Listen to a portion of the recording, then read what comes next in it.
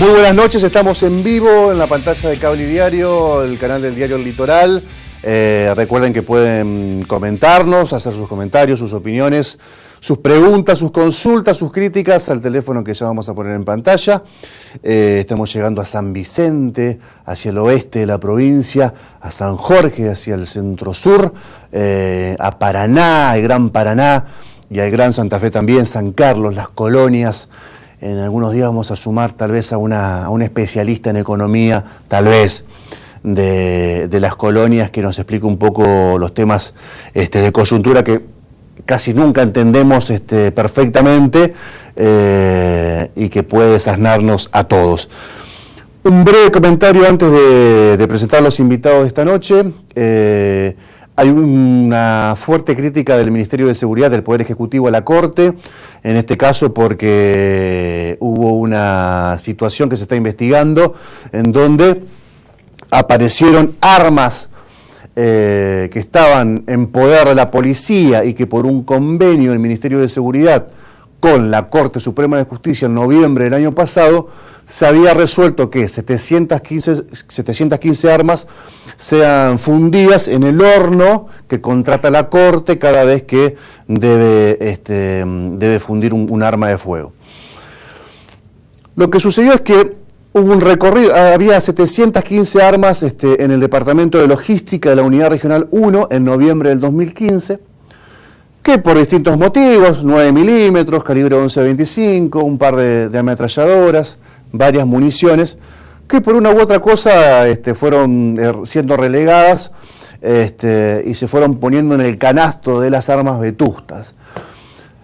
El gobierno advirtió en ese momento que esas armas debían ser destruidas para evitar cualquier malentendido y para evitar que algún policía travieso o corrupto directamente las ponga en el mercado ilegal. Y firma un convenio con la Corte para que la Corte las derive a la sala de efectos, que es el lugar donde la justicia termina resolviendo la disposición final de las armas, y las destruya en este horno que contrata, como les decía, el Poder Judicial. ¿Qué sucedió? Desde enero de este año hasta los últimos días aparecieron 15 armas que estaban en ese padrón de 715 armas que les comenté en aquel inventario que había hecho el Departamento de Logística en noviembre del año pasado. Bueno, 15 de esas 715 aparecieron en manos de delincuentes.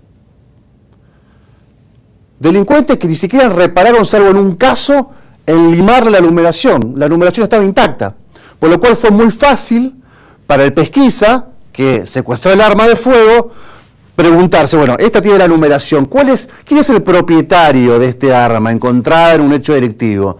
La sorpresa fue que aparecía en 15 casos, en 14 porque una estaba limada, una numeración, en 14 casos aparecía el gobierno de la provincia de Santa Fe, policía de la provincia de Santa Fe. Entonces, hay un fiscal, que es un fiscal que tiene una unidad especial vinculada a las armas, se llama Andrés Marchi, que empieza a investigar todo el recorrido que tuvo ese convenio, del Departamento de Logística de la policía, donde estaban las armas, presumiblemente en desuso, pero ahora sabemos que muchas de ellas funcionaban. Debía remitir al Ministerio de Seguridad, antes a la Subsecretaría de Control de Armas, que depende de Matías Palavecino. Recuerden este nombre, porque tal vez en los próximos días puede ser noticia.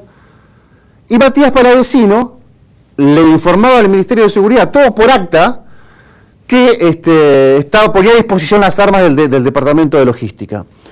El Ministerio de Seguridad enviaba todos esos bolsones, esos bolsos, eran bolsas blancas, a la Corte para su disposición final.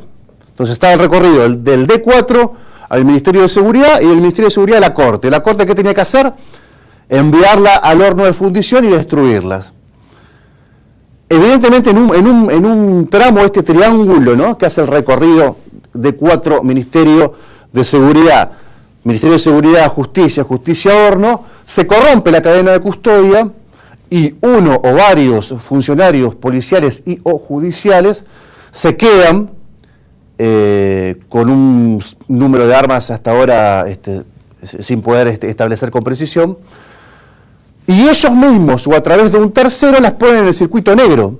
Entonces esto es muy grave porque se hizo un convenio especial para que esas armas terminen en un un horno de fundición y no terminen en el puño de un delincuente, como terminó sucediendo por lo menos en 15 oportunidades. ¿Quién es el responsable final en términos funcionales de que las armas no hayan llegado todas a ser fundidas? La Corte, porque fue el último paso que tuvo el recorrido de las armas antes de llegar al horno de fundición. ¿Y qué les debían auditar? El momento en que las armas llegaban al horno y eran destruidas.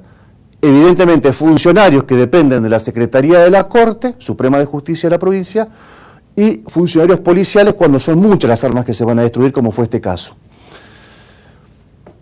Ahora hay que preguntarse también otra posibilidad. En todo el recorrido, desde el D4, Departamento de Logística de la Policía, hasta el Ministerio de Seguridad y después a la Corte, en todo ese recorrido se verificaron las armas que llegaban en las bolsas hasta las dependencias, hasta estas dependencias. Se tomaba el registro que corroboraba que las armas que estaban en las bolsas eran las que estaban en el registro y una a una le iban identificando. Hasta ahora no se pudo establecer si eso sucedió. Y si las armas que llegaron, por ejemplo, al Ministerio de Seguridad, en lugar de haber sido 715, fueron 400 o 500 o 714. Ahí está la responsabilidad de la política. Matías Palavicino, actualmente funcionario del Ministerio de Seguridad, la Secretaría de Control del Ministerio de Seguridad y, por supuesto, la conducción política del Ministerio de Seguridad. Supongamos que se corrompió entre el Ministerio de Seguridad y la Corte Suprema de Justicia. Si llegaron a 715 al Ministerio de Seguridad, pero no llegaron todas al Poder Judicial, a eso me refería, del Ministerio de Seguridad al Poder Judicial. Bueno, ahí hubo uno o varios empleados infieles que se quedaron en el camino con varias armas, 9 milímetros en principio, y se presume también que otras calibre 11-25.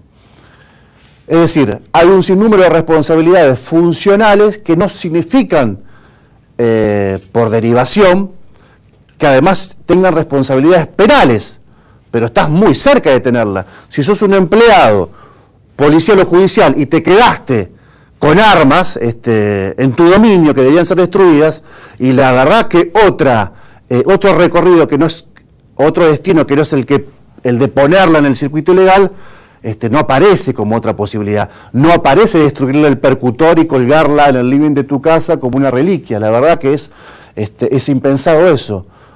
Pero probablemente no sea él que la vendió directamente, la puso directamente en el mercado negro a las 9 milímetros que se supone que la pagaron en el mercado negro, las que la compraron, entre 7.000 y 12.000 pesos cada una. No es lo mismo la responsabilidad funcional, aunque sí puede tener responsabilidades penales, que la responsabilidad penal de aquel que las tuvo y la puso en el circuito negro. Pero ciertamente hay dos investigaciones en este sentido.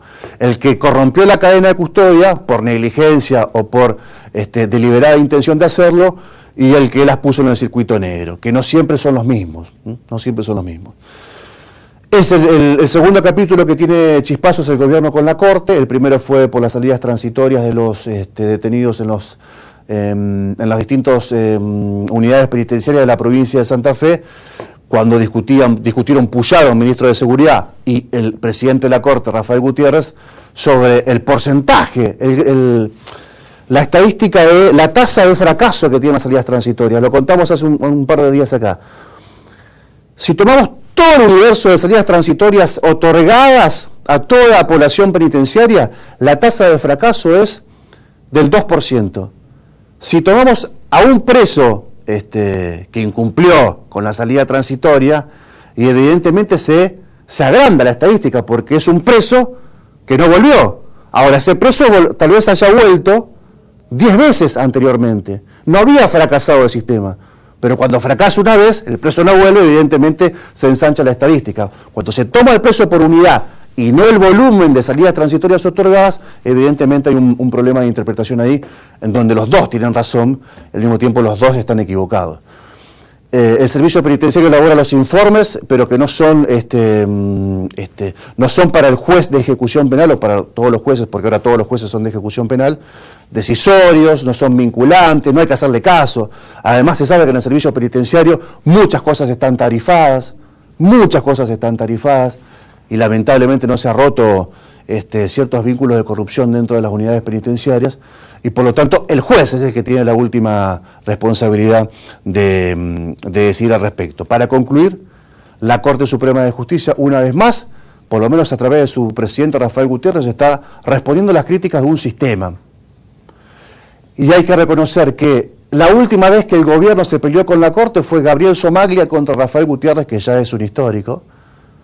Cuando Rafael Gutiérrez le dijo, ese chico no sabe nada de derecho, le respondió literalmente, que era secretario de Justicia de Obey, Gabriel Somaglia. La Corte no ha sido modificada a pesar de la intención que tuvo Hermes Wiener, ni siquiera cosquillas sintió la Corte en todo este tiempo de gobierno del Frente Progresista Cívico y Social, y me parece que 2 capítulos seguidos en donde el Poder Ejecutivo a través de su Ministerio de Seguridad está alertando sobre las decisiones de la Corte o sobre la responsabilidad de la Corte, es realmente una señal política que dar. Hace pocos días el gobernador Miguel Lifchit estuvo muy preocupado cuando el ministro Silberstein le acercó una propuesta de modificación a 4 puntos del Código Procesal Penal, y por las suyas fue a consultar a un abogado procesalista penalista de Santa Fe, muy reconocido, muy reconocido, tal vez el que más sabe de derecho procesal penal en la provincia de Santa Fe, y la conclusión cuando le dijo, ¿qué debemos hacer, doctor? Le dice Lifchit, ¿qué debemos hacer, doctor, para modificar la justicia? Y le dijo, gobernador, cambie la Corte.